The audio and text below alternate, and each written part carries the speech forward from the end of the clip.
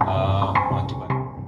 Polres Metro Jakarta Barat menangkap pelaku penganiayaan terhadap kekasihnya di dalam lift sebuah hotel di kawasan Cengkareng, Jakarta Barat. Motif pelaku diduga sakit hati dengan korban lantaran tidak pernah diajak selfie dan diposting di media sosialnya. Pemuda berusia 20 tahun ini tidak bisa berbuat banyak saat digelandang unit reskrim Polsek Cengkareng. Sebelumnya, ia dibawa petugas dari rumahnya di kawasan Ciledug, Tangerang Kota. Kasus penganiayaan ini berawal saat korban diajak untuk menghadiri wisuda dari adik tersangka di sebuah hotel di kawasan Cengkareng, Jakarta Barat. Pelaku marah dan tersinggung kepada korban lantaran tidak diajak foto selfie dan diposting di media sosial pribadinya.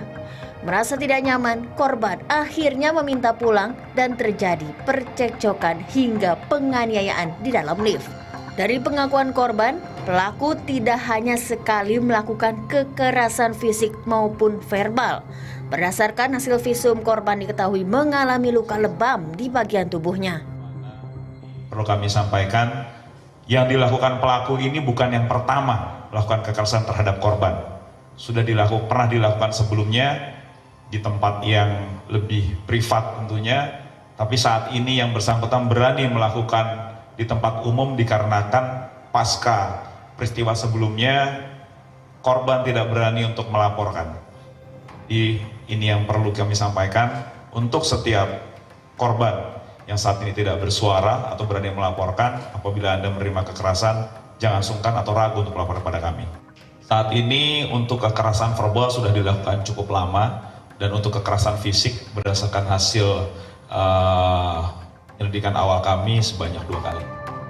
Rekaman CCTV penganiayaan menjadi salah satu barang bukti yang disita petugas selain pakaian korban. Atas perbuatannya, pelaku diancam hukuman penjara selama 2 tahun. Taufik Hidayat, Jakarta.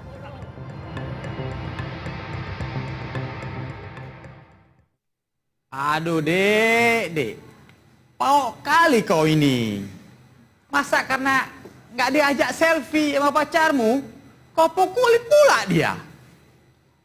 Mungkin mukamu itu kayak setan, ada setannya itu. Makanya dia nggak mau diajak selfie sama kau. Toksik kali hubungan asmara dua remaja inilah. Belum suami istri udah main pukul-pukulan kayak gini. Gimana nanti kalau udah nikah dan berumah tangga? Apa pelaku masih saudaraan juga sama si suami Kak Cut Putri Intan Nabila itu yang kemarin itu? Aku coba tanya dulu ya sama Wakapolres Jakarta Barat yang tangani kasus ini. Aku coba telepon dulu ya. Tadi aku dapat nomornya dari si Dayat. Aku coba telepon lah sekarang ya. Suruh telepon tadi, mudah-mudahan diangkat. Bismillahirrahmanirrahim. Diangkat. Bismillah. Assalamualaikum. AKP Teguh Arsya Kadafi. Waalaikumsalam warahmatullahi wabarakatuh. Ya, Waalaikumsalam Bang Tobat. Sehat, Komandan? Alhamdulillah, sehat. Bang Tobat ini, Komandan.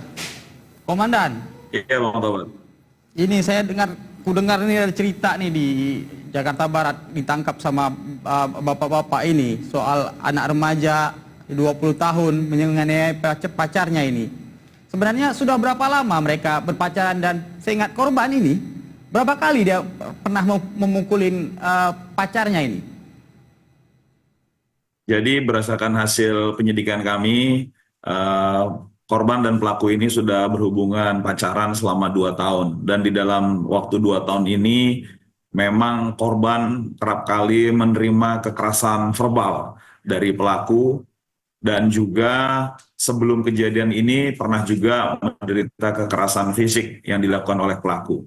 Saat ini terhadap korban memang memiliki ketergantungan yang tinggi terhadap pelaku sehingga pada saat di awal-awal korban tidak berani melaporkan dan itu dimanfaatkan pelaku untuk terus melakukan kekerasan baik fisik yang kemudian berlanjut sampai peristiwa yang terjadi di lift hotel itu. Berarti selama 2 tahun terakhir ini ampun mereka ini korban perempuan ini sering dipukulin lah ya sama si pelaku. Nah, motif pelaku mengenai korban ini ampun, apakah memang cuma gara-gara nggak mau diajak selfie itu yang kayak dibilang tadi? nggak mau diupload fotonya ke medsos? Jadi terkait dengan pelaku, kami melihat ada kecenderungan posesif terhadap korban. Dan inilah yang menyebabkan pelaku ini memiliki kecemburuan yang cukup tinggi. Salah satunya dia melihat di akun media sosial korban sama sekali tidak dipajang foto pelaku, dan juga pada saat selfie korban kerap tidak mengajak pelaku. Inilah yang kemudian menyebabkan pelaku merasa bahwa korban ini tidak mengakui dirinya, atau bahkan di media sosial menganggap sedang tidak berpacaran terhadap dirinya. Ini yang menyebabkan ada kecemburuan yang tinggi yang menyebabkan kemudian pelaku melakukan kekerasan terhadap korban. Nah, kayaknya agak aneh, agak lain kawan ini ya kan. Masa gara-gara itu sikit udah langsung naik emosi dia ya kan. Apa nggak diperiksa nanti kejiwaannya juga dicek nih, Komandan?